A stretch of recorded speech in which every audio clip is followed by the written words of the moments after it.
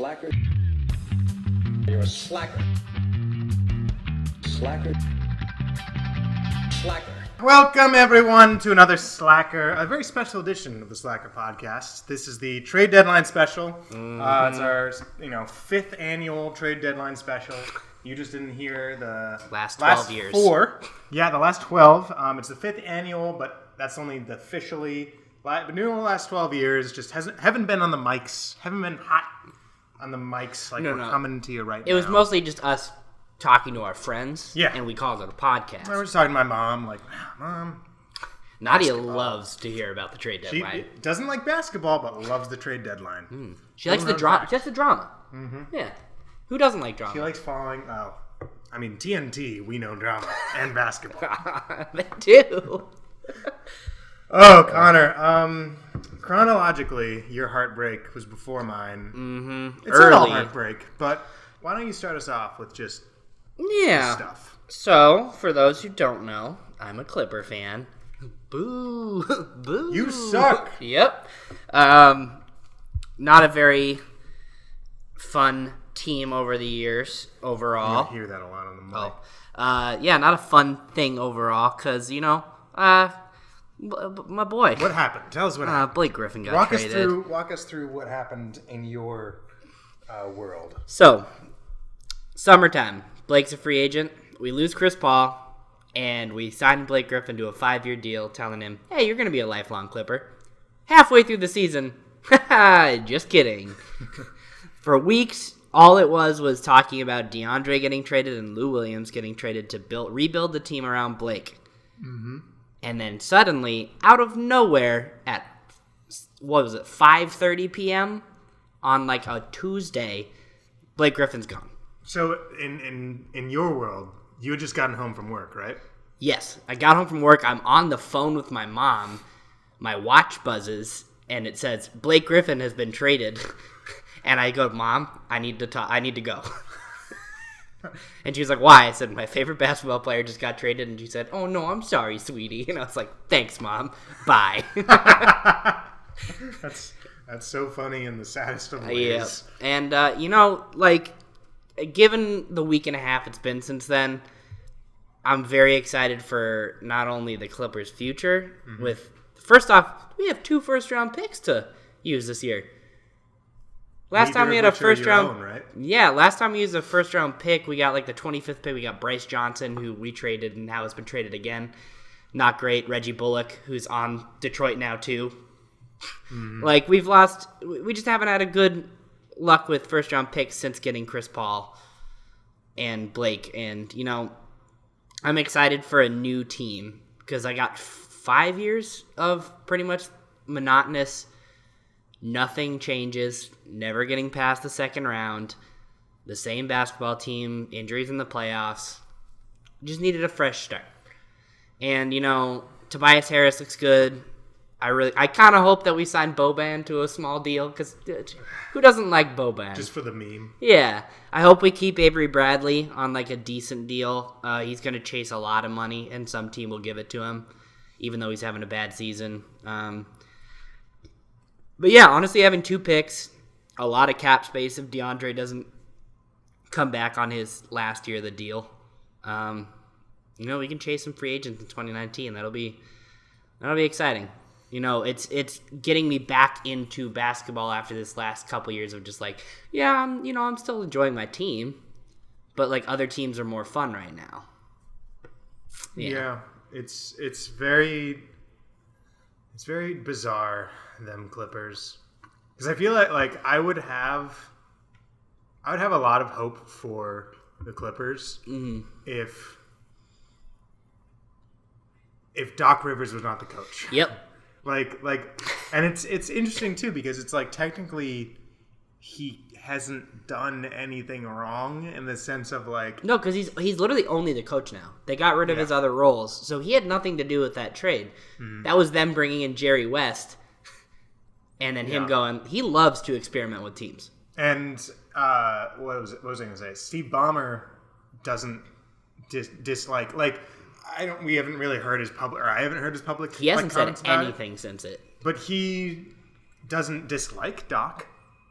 You know? Oh, he's still trust stock. Yeah, he's still trust Doc. That's which is the like, inner circle is saying that Steve Ballmer still believes that Doc Rivers has a NBA championship pedigree because of his one championship a decade ago. Yeah. And then all the other teams that he couldn't get the Clippers farther than Vinny Del Negro did. Yeah. Bring back Vinny Del Negro. Well, it'll be interesting.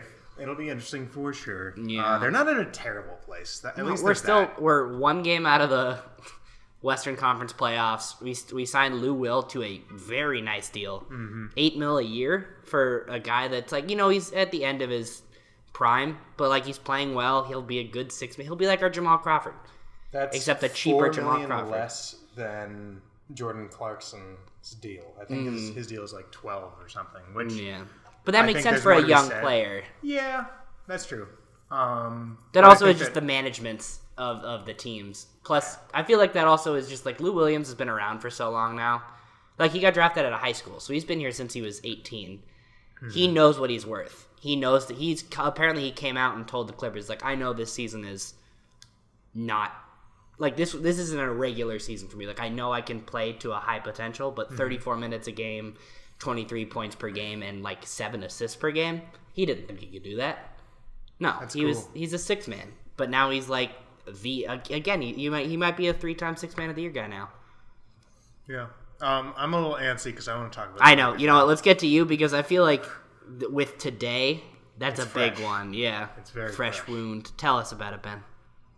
Well, as you know, Connor, as fans, loyal fans of the podcast know, I've been a Larry Nance fan for a long time. As you can tell, my voice is already cracking. Just I'm getting emotional. That isn't fully crying, folks. You can't see it, but he is bawling.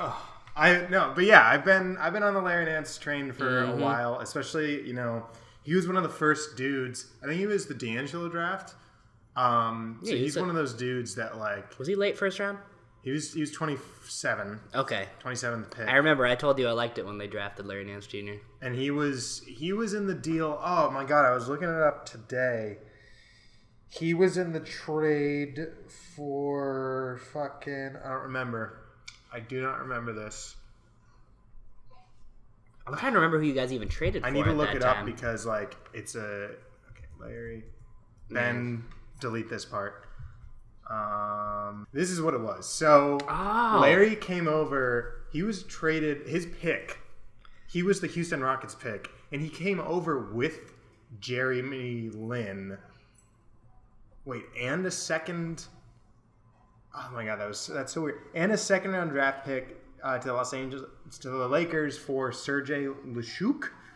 That was protected and never got given to the Lakers. Oh, interesting. Okay. Yeah. So it's kind of like the pick that the Cavs just gave to the Heat today for Dwayne Wade. Yeah. Or that the Heat gave to the Cavs. It's heavily protected, so realistically, the Cavs never get that pick. But it was more of just like a nice gesture. Yeah, so this was okay. I know what I was going to say now. This is the year after first really bad year. Like I think made the playoffs in 2013, and then 2014. 2013-2014 was that like bad year, and we had Julius Randle and who was it? Julius Randle and Clarkson had come over.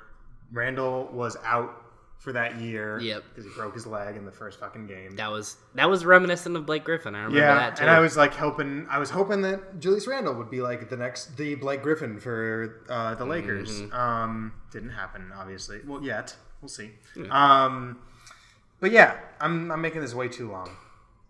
Nance came in. He was not supposed to be. He was like nobody really ever thinks like, oh, like late first rounder. That person's going to be like a solid dude. And I think he definitely played like to the ceiling that like a late first rounder could be. Yeah.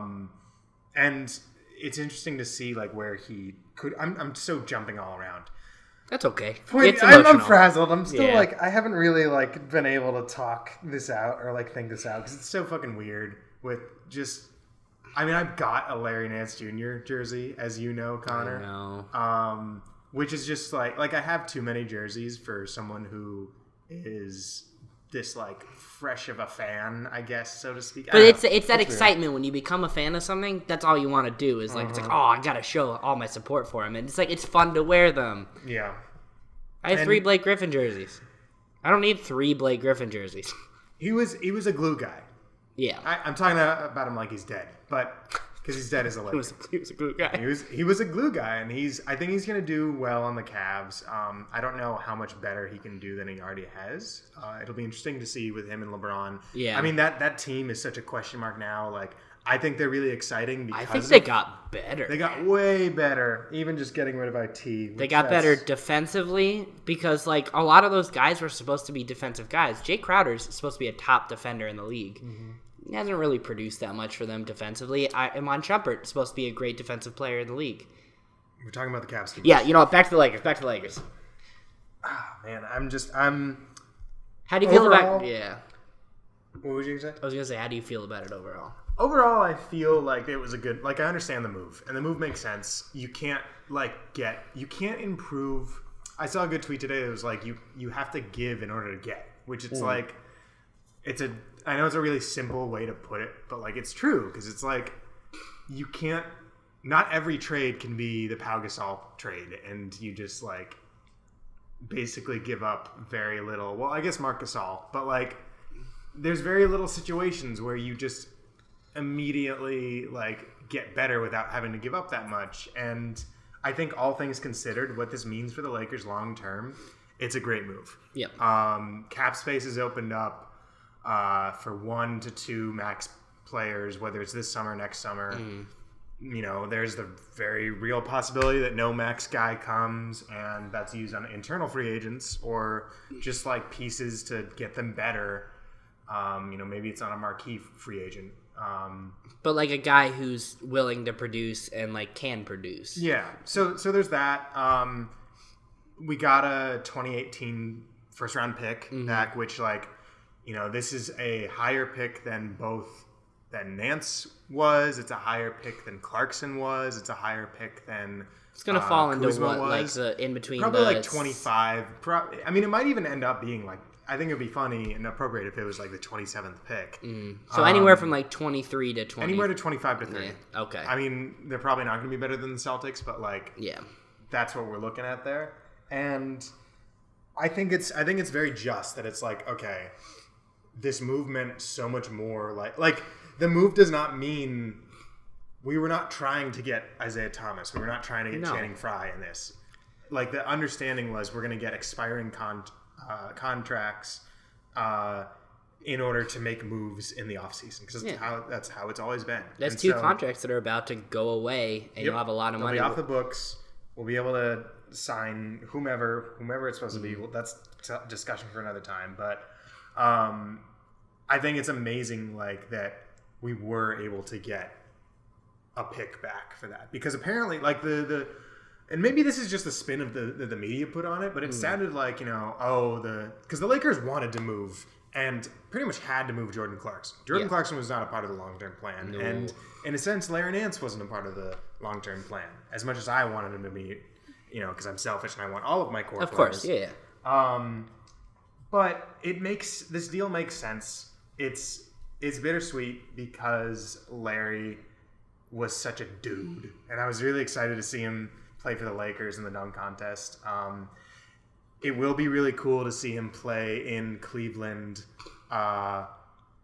as like doing the dunk contest as a Cavalier because his dad was. However, his dad was on Phoenix at the time. I was looking that up earlier because I wanted to bring it up in one of our chats, being like, "Whoa, wait! It would it be like Larry Nance's dad being in the dunk contest as Cav? No, it was as a Phoenix son." But I did see news today. I think it's great that Jordan Clarkson is going to wear number 8 and Larry Nance Jr. is going to wear number 24. That's awesome. Both of those guys, I think they both played with Kobe. Yeah. Clarkson got 2 years. Larry Nance got 1. They both got to play with Kobe, so I, without a doubt, think that is a tribute to him because they played with the guy. Of course they know. Yeah. They definitely are conscious of the number and what that means. Is Nance Senior's jersey retired? It It's is 22. number 22. So I get why he's not wearing that. Of course, But, yeah. Yeah. I feel like his dad would be like, yeah, sure, go for it. Yeah. I don't know, but I didn't want to go too deep on Yeah. this because I would just be rambling about, oh, it's great, but I'm sad. It's great, but Yeah. I'm sad. So that's just kind of my summation Yeah. of feelings and thoughts. And then, we got to talk about the Blake Griffin being like, because that was really the only trade the Clippers made for the trade deadline. Today was supposed to be a lot bigger for us. Oh, and yeah, we let's did talk about the non-trade. nothing. DeAndre Jordan, apparently, they were set with the Cavs this morning, but the Clippers didn't pull the trigger. Really? And all those other trades that went through, the Cavs were like, oh, we can go through with all these? Yeah, throw away the DeAndre trade. Do you know what the proposed players were? Realistically, it would have been Tristan Thompson, Iman Shumpert, and the Cavs' own first rounder. Okay. Interesting. So I don't Wow. think they were ever going to trade the Brooklyn pick because it's a real thing of being like, we should be set in case LeBron leaves. Now if LeBron leaves, they're still in a really good spot. Yeah, they got Rodney Hood, yeah. Hill, Is who's Hill a gonna be- solid. he would still He's be on there? 2 more years of a deal after this. Oh, wow. It's a pretty expensive deal for an aging point guard, but like he's still a good player. Yeah, but they still would have Clarkson. They would still have Nance. And then- those, I'm not going to hype them up too much. Like, those guys they're obviously not stars. No, but they're like, young solid. guys who you can have as like a solid rotation piece. But yeah, the Clippers didn't do anything. I'm surprised they weren't able to trade Avery Bradley. There was like 6 teams connected to him. Yeah. I'm surprised he didn't go to the Thunder. Or the Spurs. Apparently, they were the Spurs were ready to send Danny Green in their first rounder for Avery Bradley. That's the thing. Avery Bradley's still going to get a big contract in the offseason, even though it's an off season for him. He's still a defensive stud. He's still a great player, and like most players nowadays, in free agency, if you've had good seasons in the past, you get overpaid. No matter what, unless you're like a player who's like, oh, like Lou Williams, who's like, yeah, I'm fine taking a. Well, one thing I was looking at today too is like the cap is going to be Lower. Is it lower? Mm-hmm. I thought it was lower this year and it was going back up, or it was lower this past year now. Or at least it won't go up to the mega deal statuses like it was. Because the thing I was seeing was like, by comparison, like right now Jordan Clarkson looks like a solid deal, but like he won't get. Like players of his value will not get that type of deal in this offseason. No. It'll be lower. Yeah.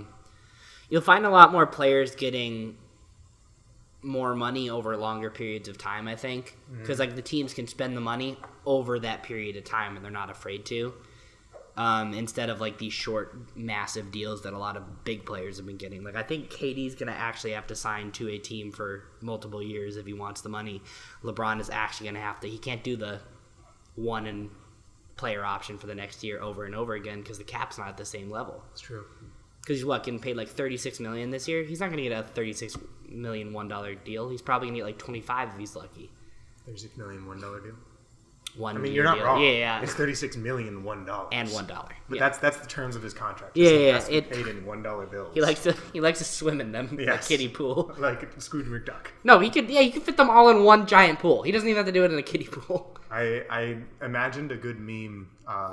We'll go out on this in a way, but like I imagined a good meme when I was walking home tonight, and I was thinking of Isaiah Thomas, and someone like I was listening to another podcast, and they were talking about like the Brinks truck, and I just think it would be so petty and hilarious if someone, because the like Isaiah as a kid meme thing like it just fucking murders me, and it's so like.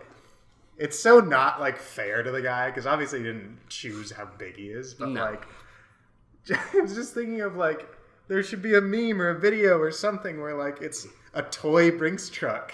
So, like, he still gets his Brinks truck, but it's just a tiny little car, like a Matchbox car or something. Well, the best one is still the Isaiah Thomas walks out, gets on his big wheel. wheel Oh my God. and scooters off. Oh, God. Well, welcome to Ben's team, Isaiah. He's very Yep. happy to have you. Oh, my God. If you stay, because apparently Yeah. you might not. I've been like that's a big. I don't know if I've talked about it on the couple episodes that we've done, but like I've been shitting on Isaiah Thomas for a while, which is tough. I was going to wrap it up, but I did actually want to get this in. I was a big Isaiah Thomas fan when he was on the Kings because I really liked that he was like owning that like 60th pick thing. Like he was really working for that. Like he worked to get him to where he was on the Celtics. And it was tough to see him go to the Celtics because I knew that he had that like Laker family pass. And I was like, damn. Like I remember he was a free agent and I was hoping he would sign with the Lakers. Well, because remember, he got that huge deal with the Suns when they tried the 3-point guard lineup, which never worked. And he instantly got traded. Yep, got traded.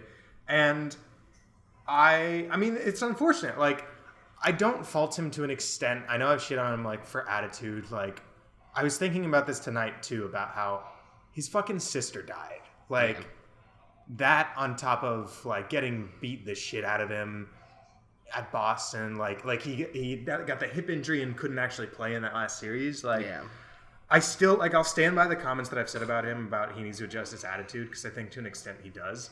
But I can understand to an extent why he's so frustrated. Like, he's worked so fucking hard. And in 1 year, everything is slow. Because for a year, he became the hero of a team.